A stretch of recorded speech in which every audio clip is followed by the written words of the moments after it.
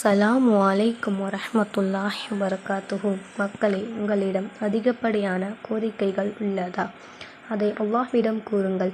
அதற்கு முன்பாக நாம் சொல்லிக் கொடுக்கும் இந்த துவாவை மனனம் செய்து அதோடன் அதை கோரிக்கையை கேளுங்கள்.